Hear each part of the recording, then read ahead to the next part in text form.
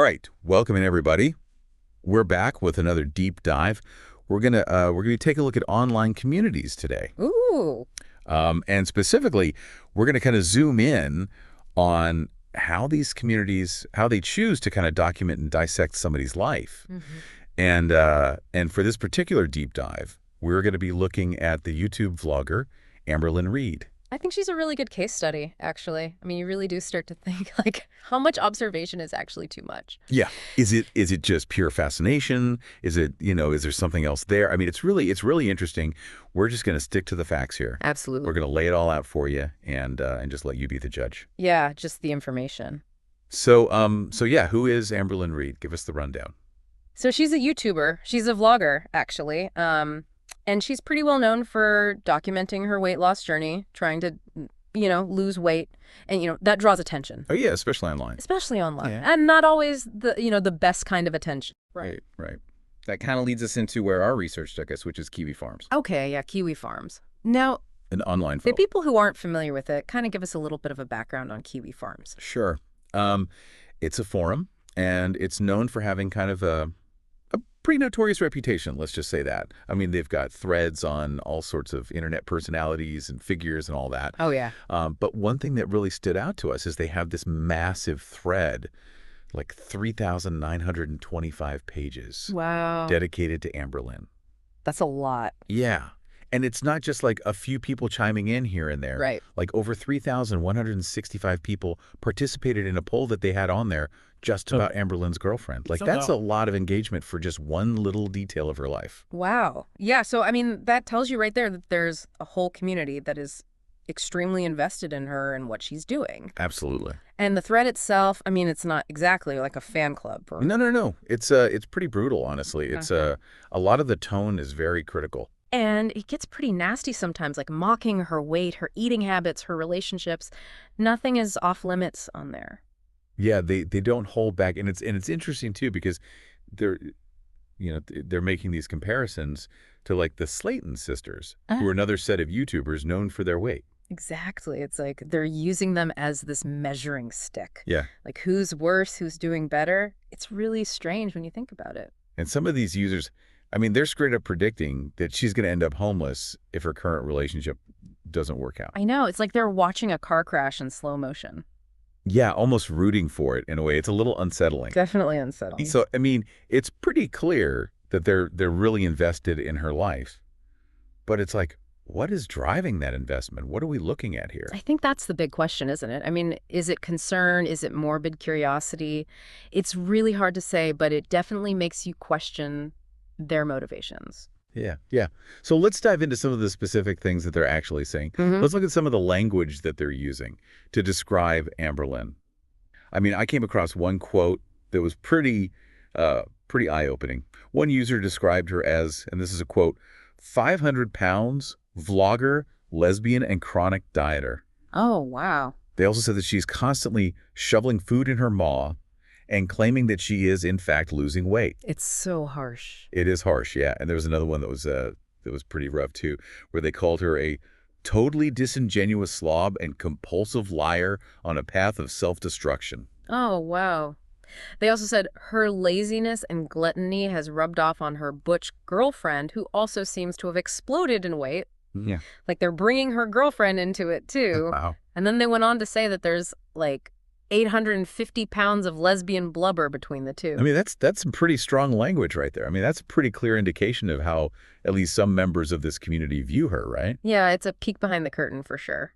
I mean, what jumps out to you from all of this? Like, what are you seeing as the big takeaways here? Well, I think it's clear that they're deeply invested in her life, but the interest seems to stem from this really strange mix of, like, entertainment and judgment. Right. It's like they're both repulsed by her, but also can't look away. Yeah, it's that train wreck phenomenon, you know. You don't want to see it, but you can't help but look. Exactly. And I think that tension, that push and pull, that's what's so fascinating to me about this whole thing. Yeah.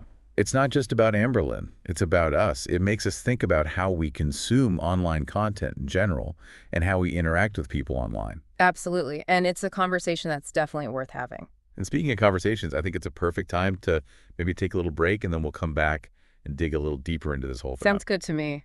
Yeah, it really makes you think, like, where's that line, between curiosity and just being nosy? It's like we're in this weird digital age where we're just constantly documenting every single detail of our lives. And then, Judging each other, dissecting it. yeah, it's really bizarre. Especially in these online spaces, they just amplify that scrutiny. Mm-hmm. So let's dig a little deeper here Okay. into some of those specifics. Like, what are the patterns that you're noticing in the critiques on the Kiwi Farms thread about Amberlynn? Well, I mean, a lot of it, a huge chunk of it is focused on her eating habits. Okay. I mean, there are entire threads devoted to like picking apart her what I eat in a day videos. It's almost like they can't wrap their heads around it. Yeah. Like, how could somebody eat that much, while saying that they're trying to lose weight? Right. I even saw one user that was commenting on the absurdity of cheat days for someone at her weight. Oh, wow. Saying like the concept of a cheat day really should be for people who are working to maintain a weight they're happy with, not people who are actively trying to drop weight. Wow, they're like the self-appointed experts on her body and her choices. Yeah, it's wild. But it's not just the eating habits, right? Yeah. No, they are absolutely fascinated by her finances, too. Oh, yeah. I mean, they spend hours analyzing how she's able to support herself. Right, because her weight fluctuates so much. She doesn't have a traditional 9 to 5. Right. So it's like, where is the money coming from? They're convinced that she's either on government assistance or that she's reliant on her girlfriends for money. Trying to catch her in a lie. Yeah, and the thing is, she actually does have a bit of a history of being dishonest with her viewers, especially about her weight loss.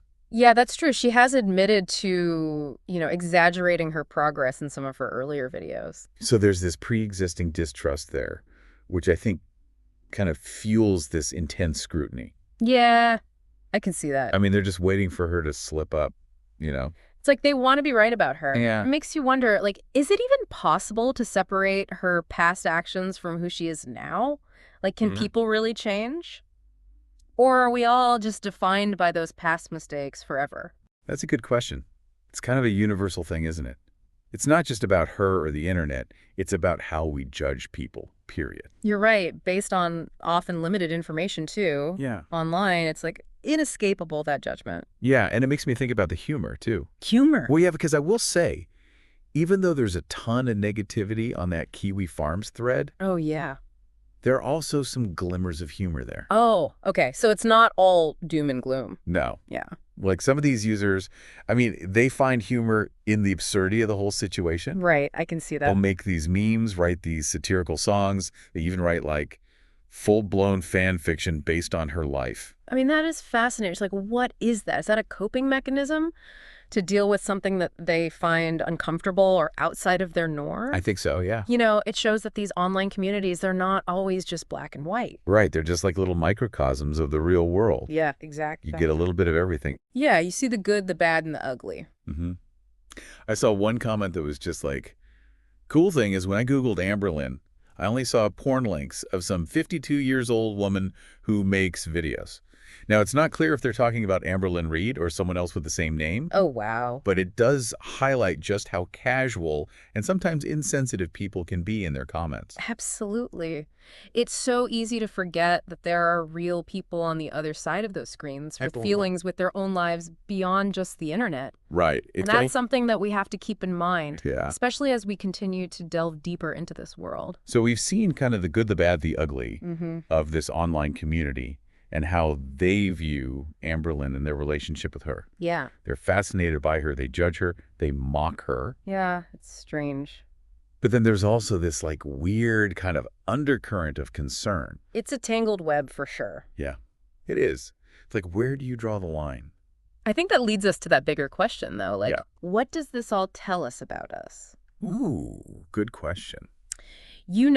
About how we interact with the content that we see online. Right. And the people that are creating that content. I mean, let's be honest. We are all spectators to a certain extent, right? Absolutely. We watch things online. We read things. We form opinions about people we've never even met.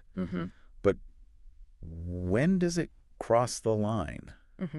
Yeah. That's the question of the century, isn't it? Yeah. Like, when does observation become intrusion? Right. And especially when somebody's putting their whole life out there so publicly. I think it's tricky, too, because we live in this day and age where there is so much oversharing Yeah, Those lines between public and private are like constantly being blurred. absolutely. So on one hand, we have access to like all this information about each other.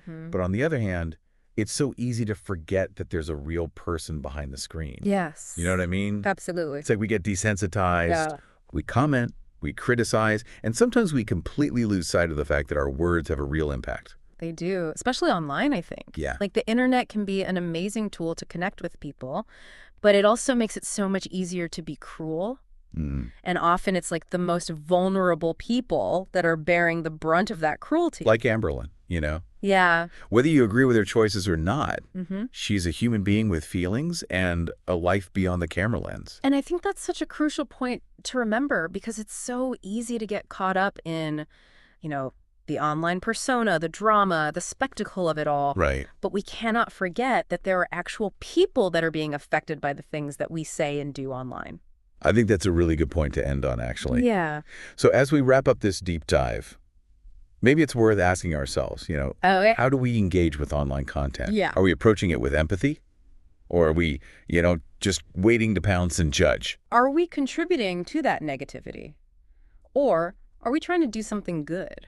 I think those are some really good questions for all of us to consider. Absolutely. Because in the end, we are all connected. And what we do online, it has a ripple effect, whether we realize it or not. Well said. Yeah. Very powerful thought to leave our listeners with. Yes. Stay curious and stay mindful, everybody. We'll see you next time for another deep dive. Bye, everyone.